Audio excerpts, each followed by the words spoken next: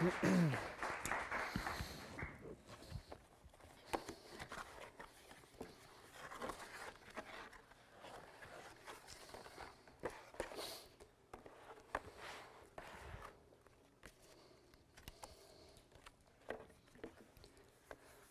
Collected Poems of Sigmund Freud. Sophists have stripped myth from the world like varnish from a rec room wet bar. They've replaced it with existentialism and truistic bumper stickers that, in spite of themselves, are wise. Take it easy, one day at a time. The psychoactive sphere of life is rinsed with iridescence, then vanishes, a soap bubble. A lifetime of survival. Chlorophyll revives sentience somehow, even as photosynthesis fails. Depth once meant the hiddenness of God is intrinsic, unabashed and remote. Nowadays it means dredge it to the surface, integrate it into the circuitry, humming with commonplacement and anxiety. Roger Tory Peterson's Field Guides to the Birds of North America are as mythic as any books of the past century. Their direction is downward, even as the surface seethes with wing beats, the least corrosive animal motion. Though I would trade them for the interpretation of dreams in a heartbeat, this exchange would not constitute a judgment, only an admission of the importance of good maps on the journey to the center of the earth. Only an admission that the bird life of my nighttime evades my binocular eyes. Thank you, John, for that introduction and for inviting me to come read here today. I'm really pleased to be here. And it's nice to see all of you people here on a Thursday afternoon, chilly afternoon. I'm reading, these are poems from a book, my book that was the most recent book of poetry I published, which is called Depth Theology. The title for the book is, in some ways, gives a little bit of context or gives a little sense to the poems that I'm reading.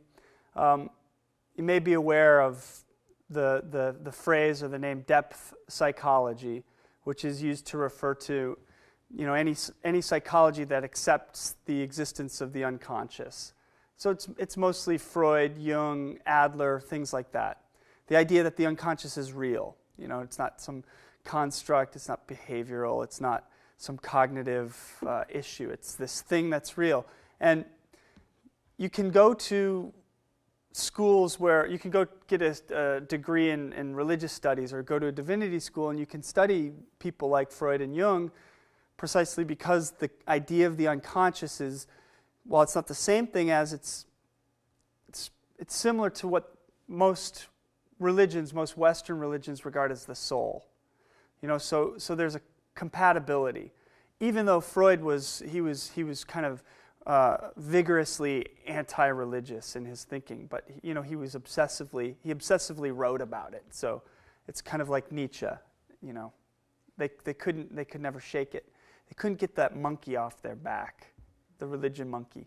Jung, obviously, he turned psychology into a kind of shamanism, which, I kind of dig. I mean, I like that about it. So in any case, that phrase, depth psychology, comes from, it was coined by Jung's boss at this hospital in Zurich, outside of Zurich, called the Burghölzli. It's where Jung had his first job, and it was a classic loony bin. People with dementia praecox, as they called it at the time. We now think of it as schizophrenia.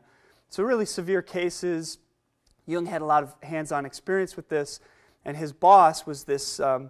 It would be a normal name if he weren't Swiss, but his name was Eugen Bleuler.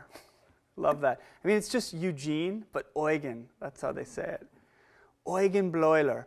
And Eugen Bleuler, he came up with this. He wanted to talk about the psychology he was interested in, which was looking at these people as these, living forces, even though they were disturbed in what we would use as, that would be the way we'd think of them.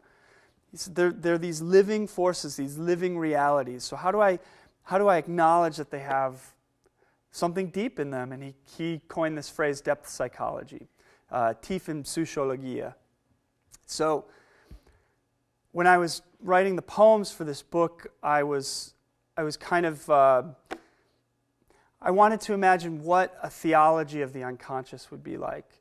What would it be like to accept the idea that there are these parts of the self or the soul that are deep, but that, like the unconscious, we can't know.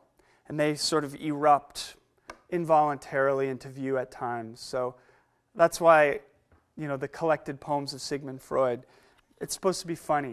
Good. A little laugh. I like that.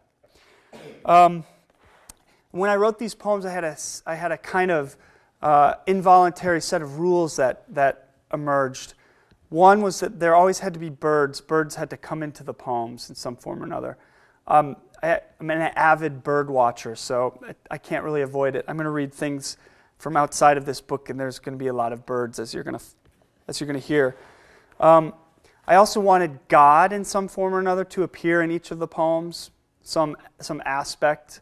And then the third thing was they all have to be about anxiety. Good times in this book.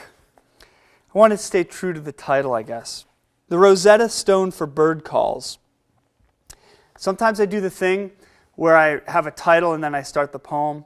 Sometimes I do that thing where I have a title and it runs right into the poem. You get to decide.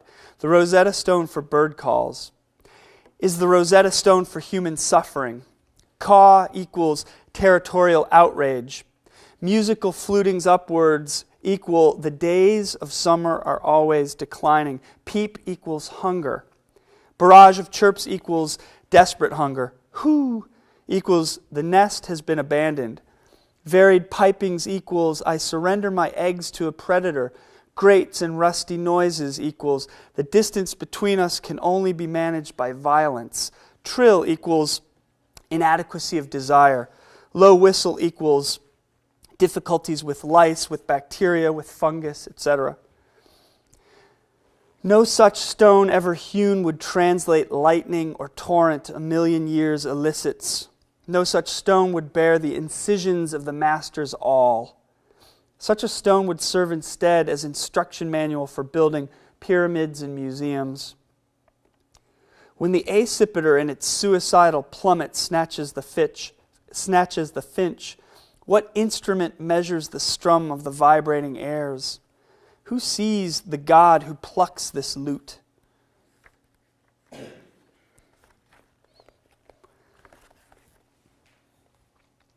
Spiritual giants. For starters, cedar waxwings, maneuvering in summer leafage, feathers greased with Vaseline. Also the lark sparrow's buzzsaw song, a radar. The song sparrow, diminutive, who mounts up sweet, sweet. A glossy ibis, purple pharaoh of salt marshes.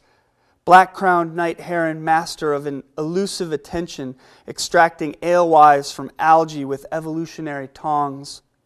Blue heron, a god arrow. Saurian, light practices for moonrise on Saturn. A black bile courses, eases. Slenderest tendril a yellow throat leans on. A warrior stave. The new Rilke stumbles later on pebbles of foam littered in the never-used party store parking lot, enumerates natural foibles he avoids yet harbors nevertheless. Thinks on birds he's seen, their wing beats like strides, the errors of bird watchers.